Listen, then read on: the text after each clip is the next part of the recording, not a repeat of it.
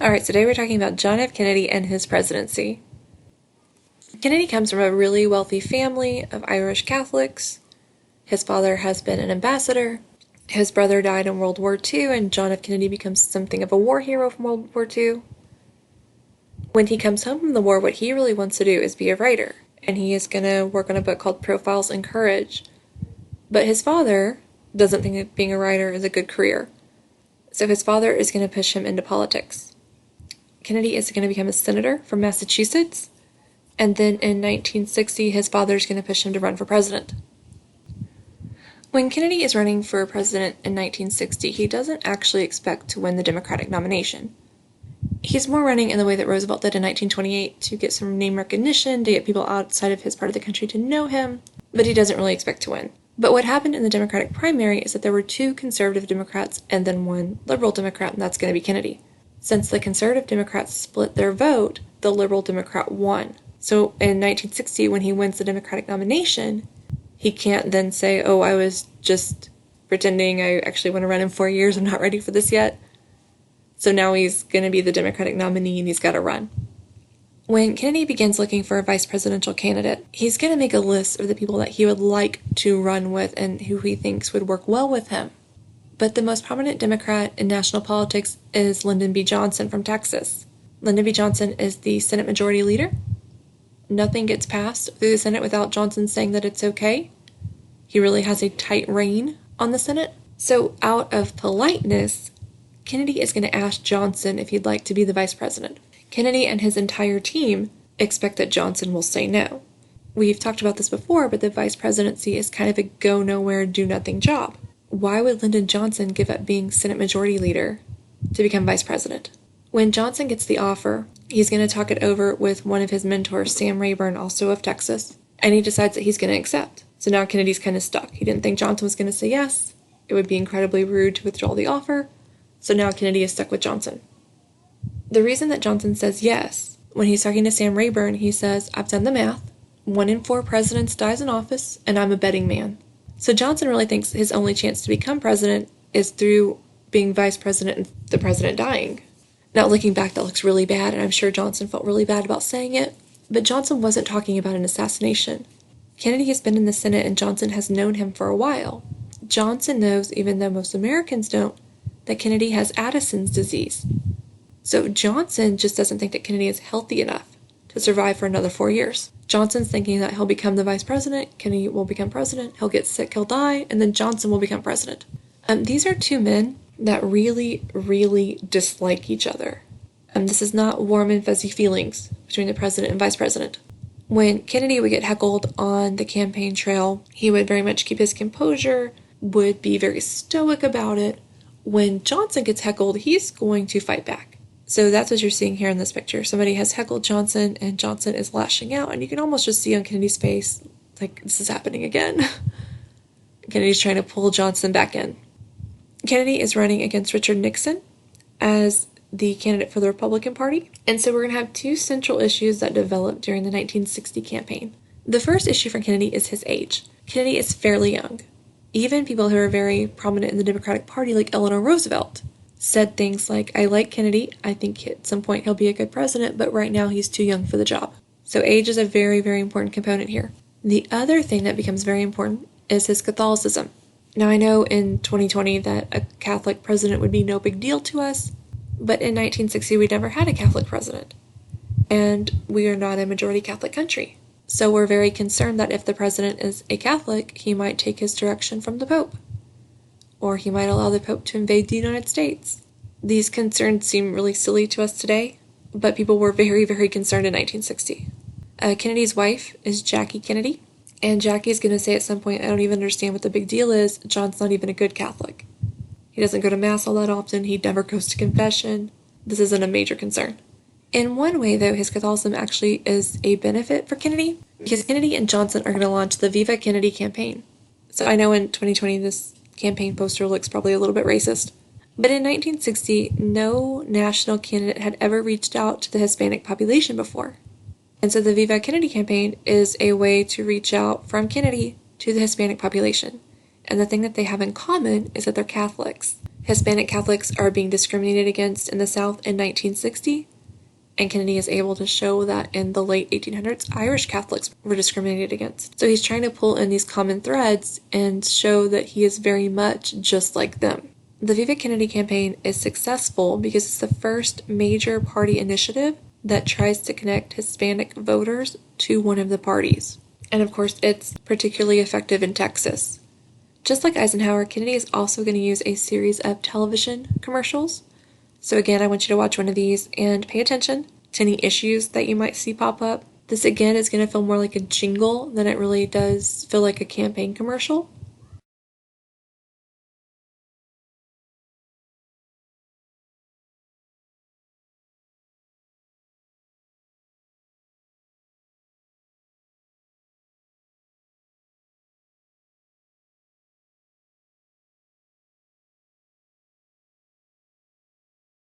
The 1960 campaign is going to come down to the debates. Kennedy and Nixon are basically running neck to neck. They're essentially tied. And so the debates become a really important moment. Kennedy knows that he is not as well prepared as Nixon is for these debates. So before the debates, Kennedy takes a week off, goes to his family's vacation home. He brings in other Democrats. He has them fake debate him. When he shows up to the studio that day, he looks healthy, he looks tan. Part of Addison's disease is that your skin does look tan, so people don't know he's sick. They actually think he looks really healthy. When they ask if he wants makeup, he accepts. He looks presidential during this debate. Richard Nixon, on the other hand, is campaigning up until just a few hours before the debate. Not only is he campaigning, he also has the flu. When he shows up to the studio, he is sick, he's sweating. They ask him if he wants makeup. He declines because he thinks that only women wear makeup. During the debates, there's one point where Richard Nixon's almost leaning on the podium to hold him up. So people watching on TV see Kennedy looking very calm and very cool, very presidential, and Nixon is looking like he's about to just drop dead on the floor. Nixon looked so bad during the debates, his mother actually called the studio and asked someone to go check on her son to make sure he was okay. For people watching on TV, Kennedy clearly won the debates. But for people listening on the radio, Nixon's answers to the questions were actually better. He had more specific policy and could give very concrete examples, whereas Kennedy is talking really more in abstract and kind of generalized terms. People listening on the radio clearly thought that Nixon had won. But by 1960, most Americans are not listening on the radio, they're watching on TV. So the fact that these debates are televised is what is eventually going to hand Kennedy the 1960 election. If these debates had not been televised, if they'd just been on the radio, there's a good chance that Nixon would have won. Like other presidents we've seen, Kennedy is going to name his policies. What's different here is that Kennedy is combining his foreign policy and his domestic policy and just naming it one thing. So Kennedy's foreign and domestic policies are referred to as the New Frontier. The New Frontier has 3 goals: to win the Cold War, to maintain the economy, and to pass civil rights legislation. If you look at those goals, they're pretty broad and they're very general. What does it mean to win the Cold War? What does it mean to maintain the economy? What specific civil rights legislation are we going to accomplish here? But this is about as specific as Kennedy is going to get. So looking at domestic issues first, let's talk about civil rights. During Kennedy's presidency, we're going to have several important movements in the civil During Kennedy's presidency, we're going to have several important events in the civil rights movement. We'll talk about those more next week.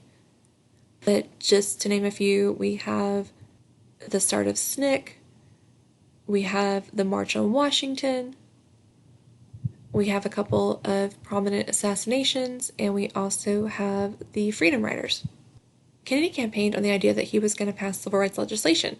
He's campaigning as a New England liberal, supportive of civil rights. This is the thing that I most criticize Kennedy for. When he gets into office, he tells his cabinet that he does intend to pass a civil rights bill, but he wants to do it in his second term. He thinks that if he pushes a civil rights bill in his first term, then he won't get a second term.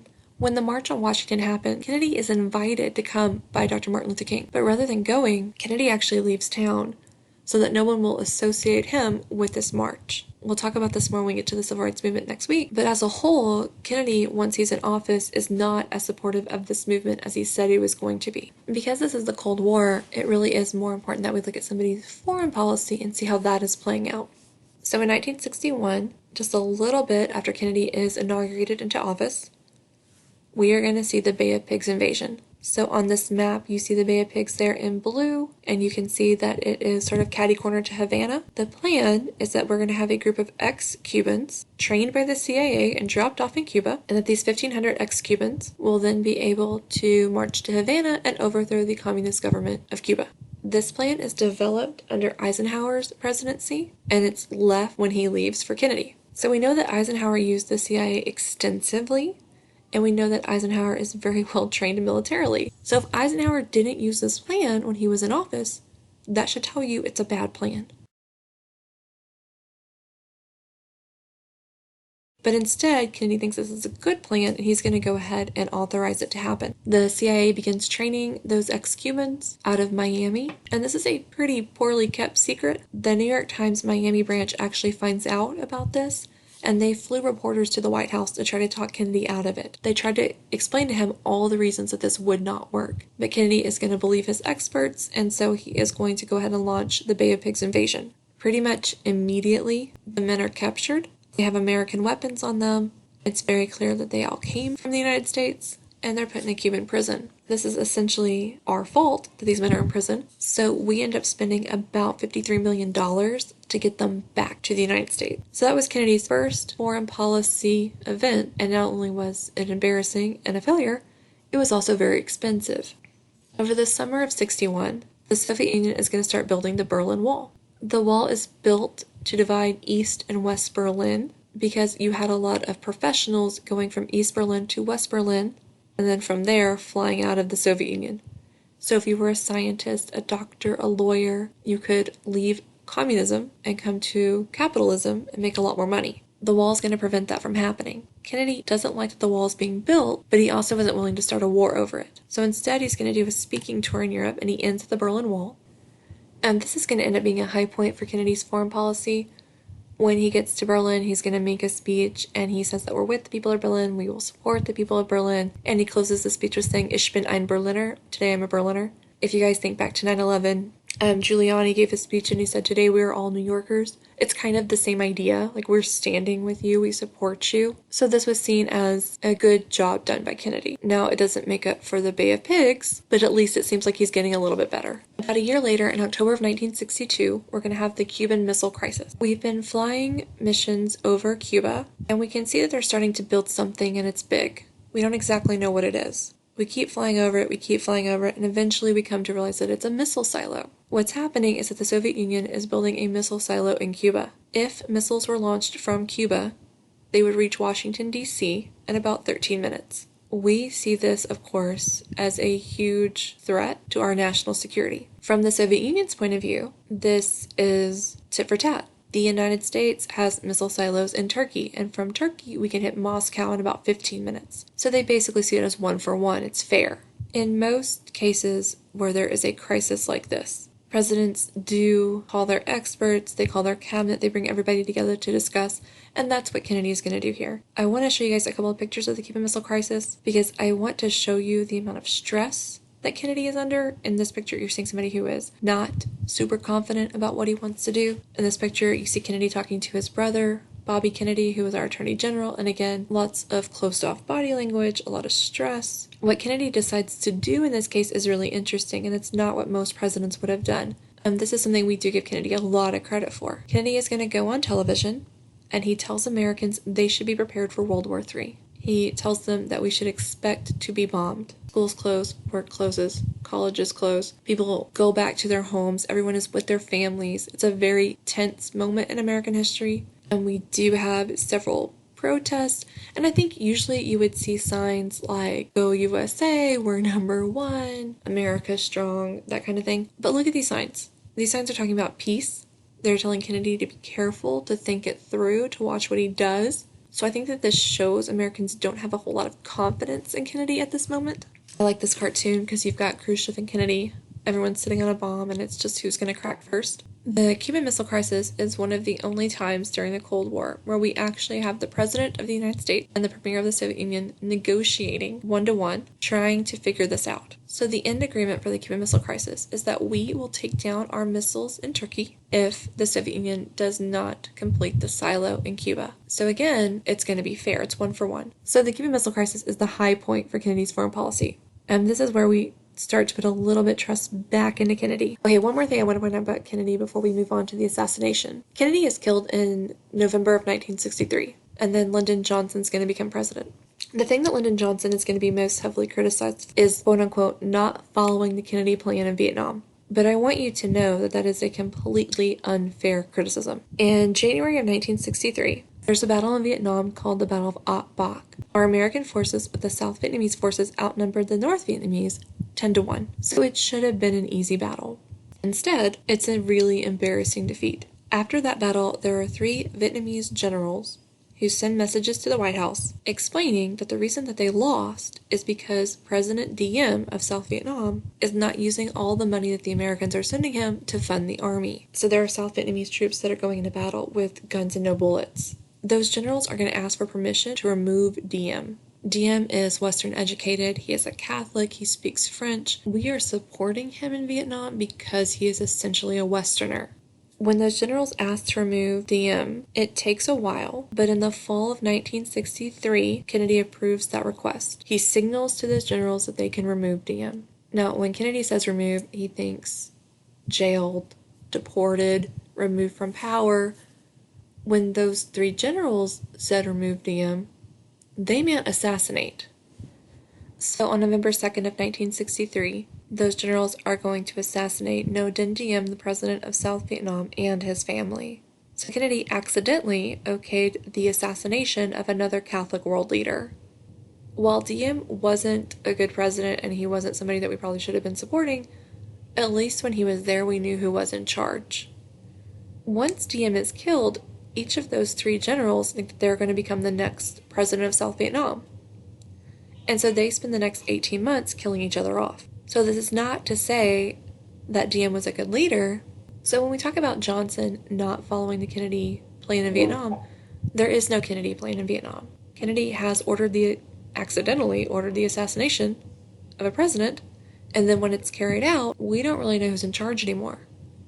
So Vietnam is basically in a state of free fall when Johnson takes over. So 20 days later, on November 22nd, 1963, Kennedy is going to take a trip to Dallas. The plan here is for Kennedy and Johnson to tour the 5 major cities, and this is one of those things where you have lunch or dinner with the president, it's $1,000 a plate, and it's a fundraiser. Because in 1964, we're going to have a presidential election.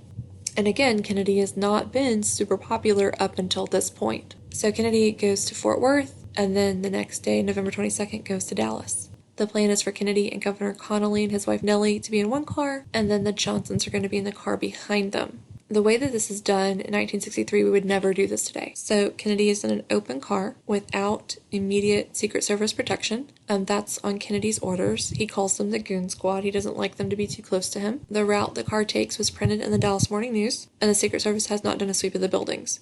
So the way this is done in 1963, we would never do this way today. Alright, so I'm going to show you guys the Zapruder film. This is one of the only films we have of his assassination. There's no sound to it and it's a little bit grainy, but please know that it is graphic, so if you don't want to watch it, just fast forward about like a minute and a half.